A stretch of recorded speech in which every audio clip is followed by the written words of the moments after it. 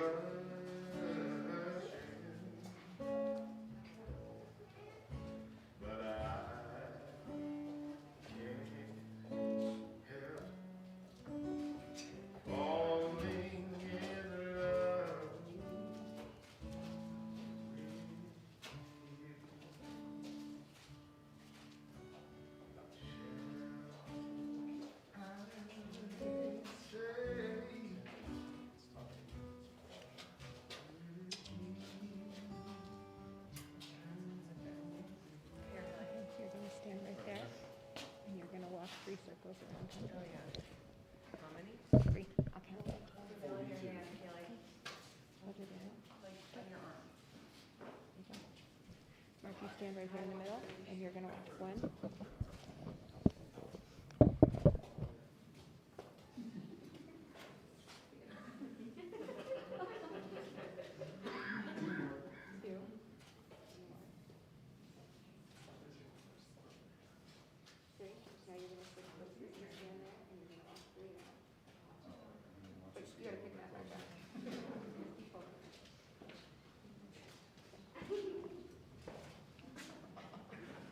Take a step forward, Hailey.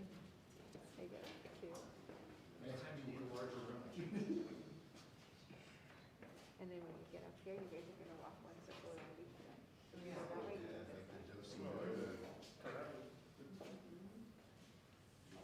Okay, and you're going to stand right there, and you're going to stand right there. And I'm going to put this weirdly in the middle of you. All right. Okay.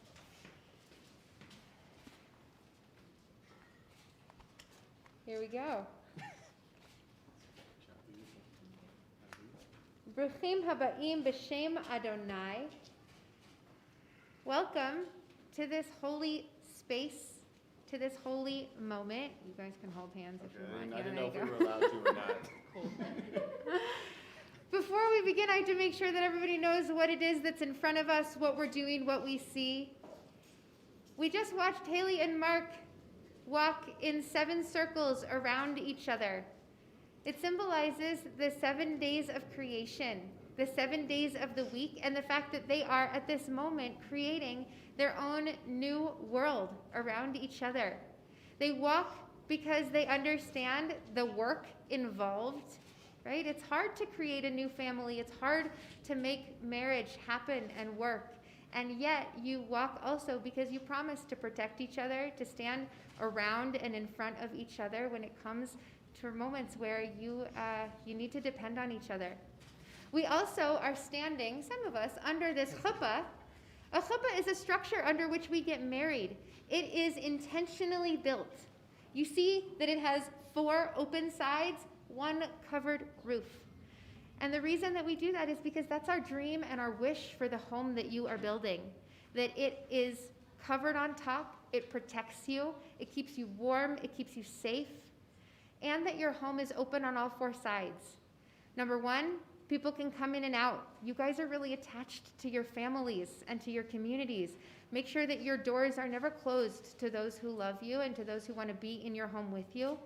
But the second reason why those walls are open is because, as I have come to learn about you, it would be silly for you to live in a house and not see what goes on outside, to not know what's going on in the world, what needs your time, your energy, your love, your effort. And so may you always live in a house that has windows to the outside, metaphorically. So you know that even though you may be lucky, that there are people who need a little bit of help, and you always get the opportunity to see that. There are 3 parts of a Jewish wedding. The first is the ketubah, which we just signed, so we are now contractually 1/3 of the way there. There is the exchange of rings and vows, which we will get to in just a moment. And then the third part of a Jewish wedding is the celebration of your actual love. The reason why we come here today and we all get dressed up and we celebrate you. Now, I want to tell you, there's one more piece that's necessary for this, and that is that you have important people watching. And I told you this just a moment ago, but whether you are on the camera or whether you are sitting here right now, witnessing a wedding is an important job. And it's not just for the party, and it's not just for the dancing or for the celebration, but witnessing is, when we witness, it means that we testify to something, that we see what's happening, and we say, I'm going to stand by that. And so even after today, the people who are watching, who are witnessing, have a job to help to build Hailey and Marc as a couple, as a married couple, as a family, to stand behind them, to lend them support. And with that, we begin by reciting the words of the Shehechianu, the prayer that we say when we are just so grateful to have made it to a moment.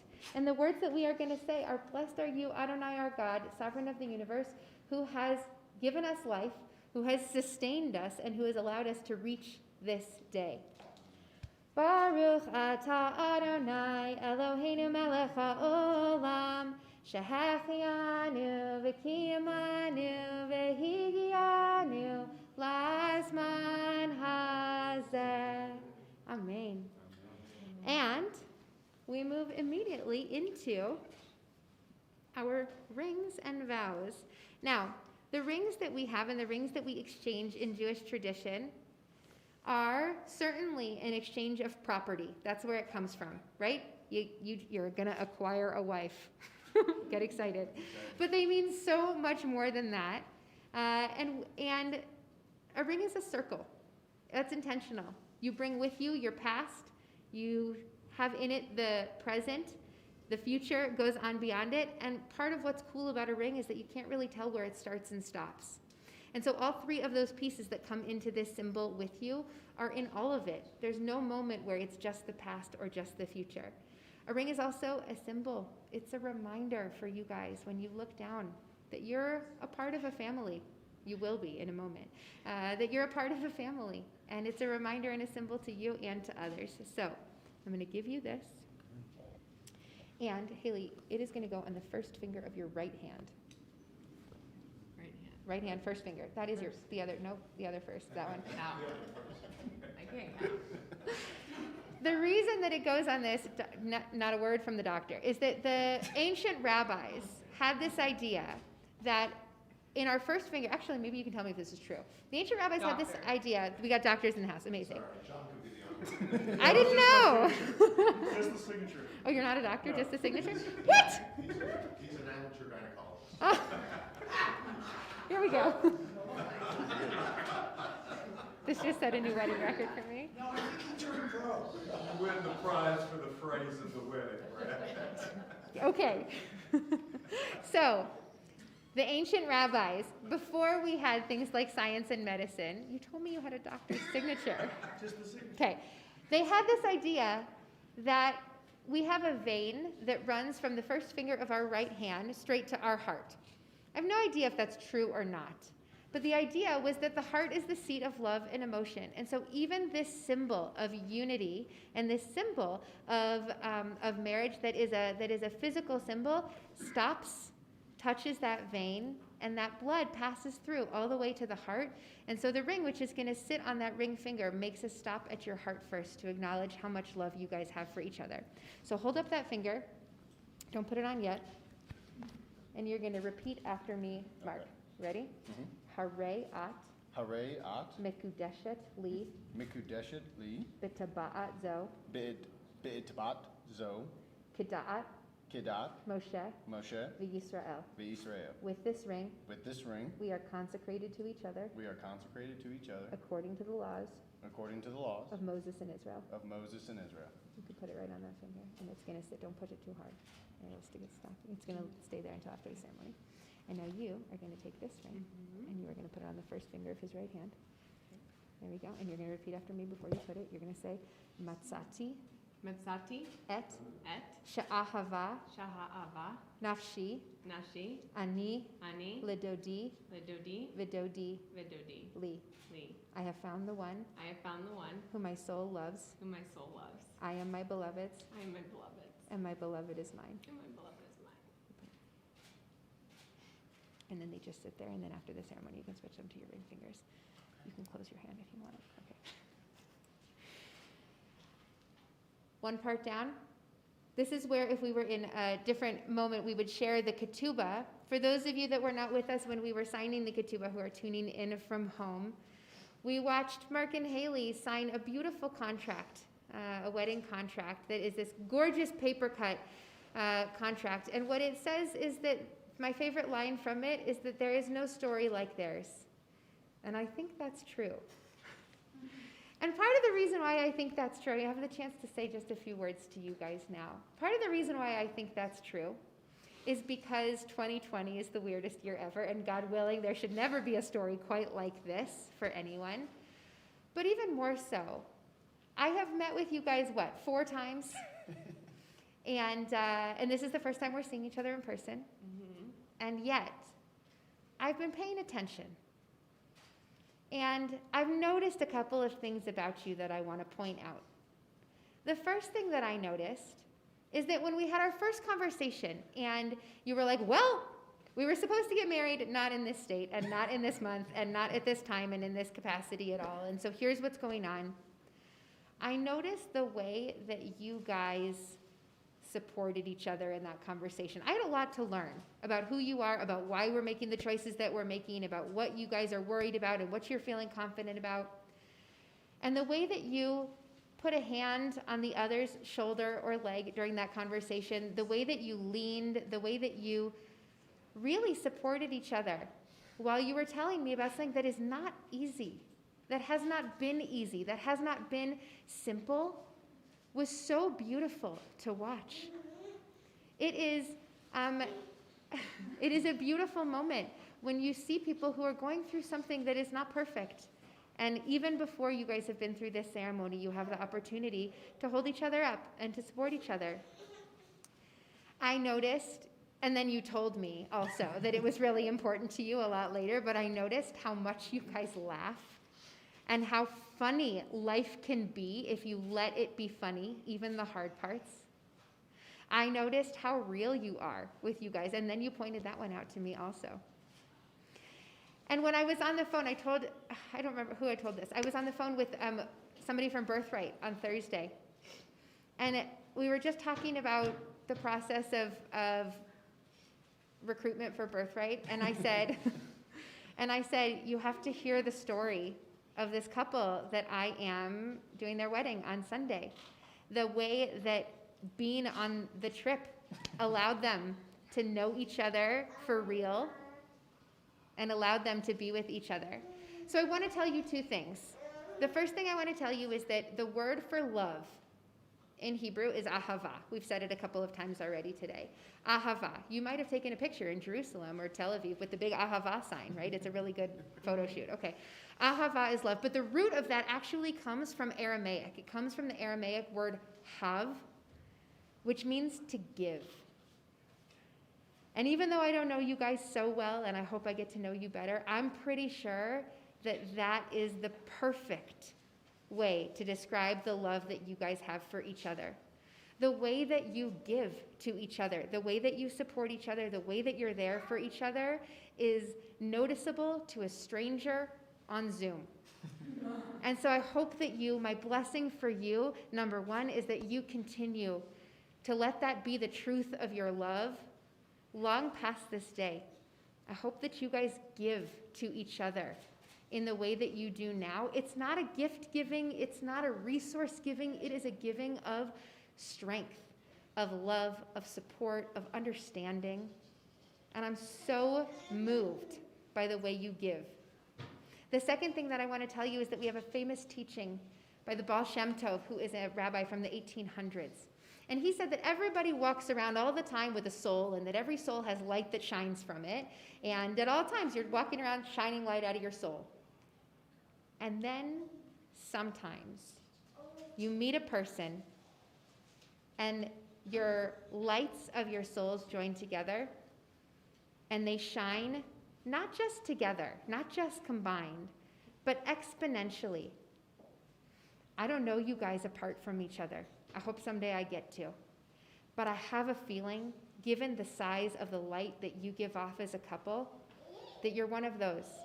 That you amplify each other's strengths. That you make each other's light brighter with the strength of your own light. That kind of love, matched with the love of giving, of really giving and supporting and loving each other, that's a love. That is a love unlike any other, and a story unlike any other. And so with that, we move into our 7 blessings. The blessings that we give to our bride and groom, in which we wish desperately on behalf of the entire world that the light of this day and of your marriage helps to make not just this greenhouse brighter, but the entire world. This is a powerful love. May it illuminate not just this moment, but the world around us. We could use it. Baruch atah Adonai Eloheinu melech haolam borei peri hagafen. Blessed are you, Adonai, our God, ruler of the universe, who creates the fruit of the vine. You're going to drink later. Baruch atah Adonai Eloheinu melech haolam shehakol bara lichvodo. Blessed are you, Adonai, our God, ruler of the universe, who created everything for God's glory. Baruch atah Adonai Eloheinu melech haolam yotzer ha'adam. Blessed are you, Adonai, our God, ruler of the universe, the creator of human beings. Baruch atah Adonai Eloheinu melech haolam asher yatzar et ha'adam betzalmo betzelem devutav nito vehitkin lo mimenu binyan adei ad. Baruch atah Adonai yotzer ha'adam.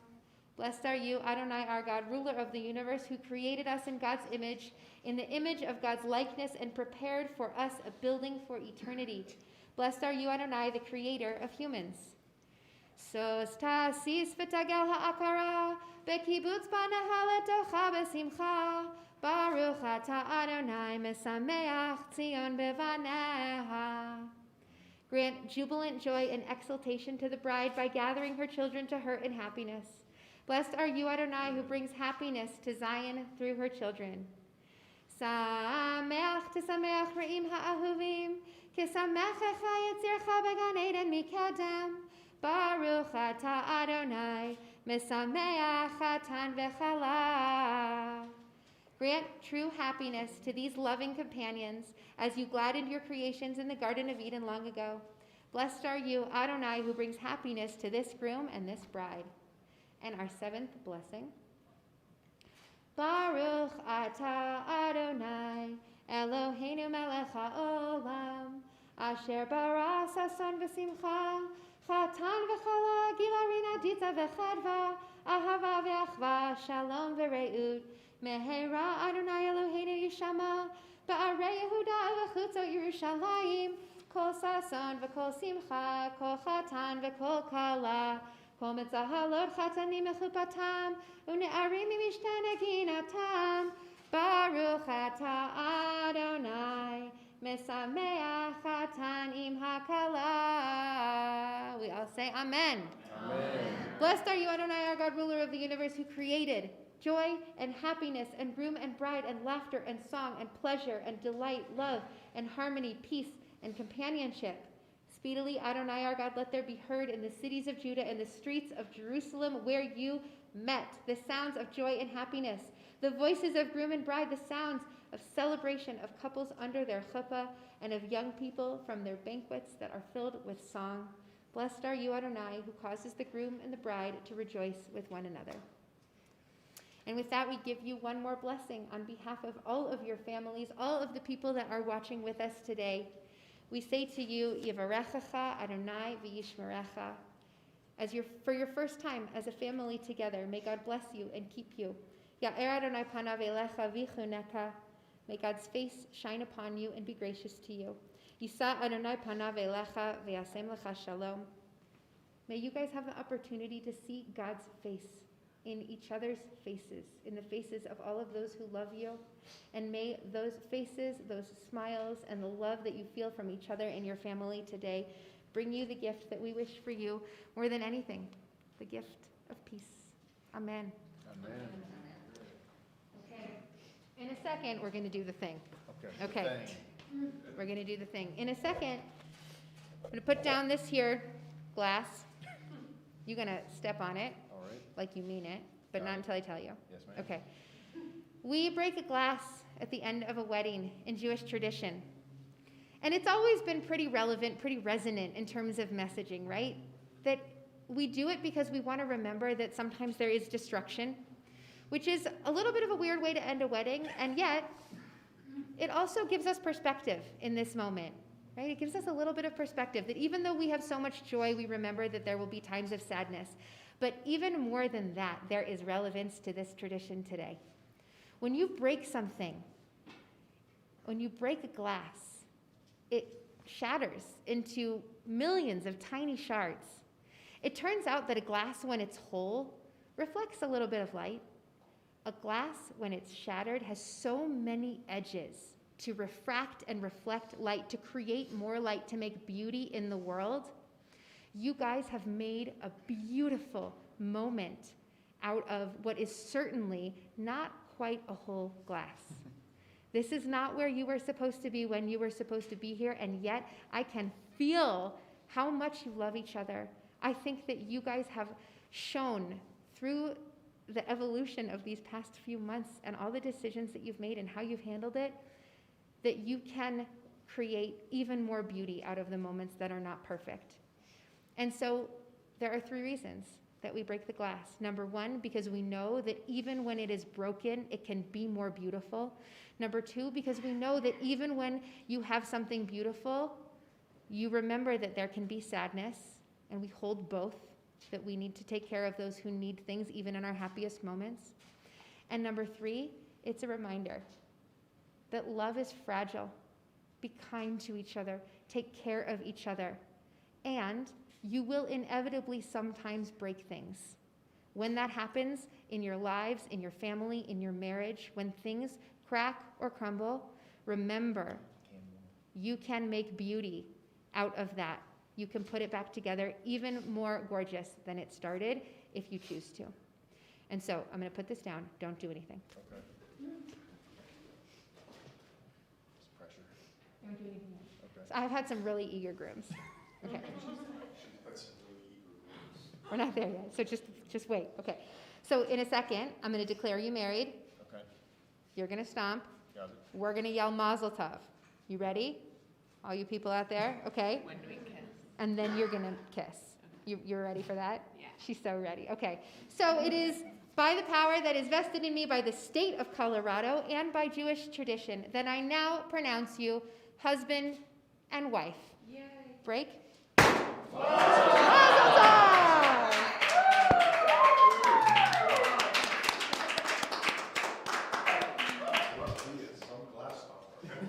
And now you can go.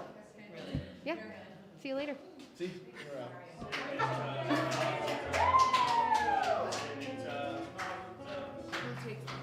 take care of it. Sorry.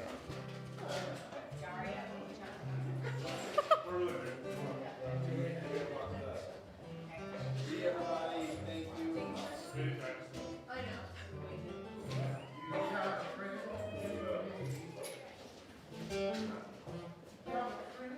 Very nice. Thank you. A pleasure. A pleasure. A pleasure. Thank you.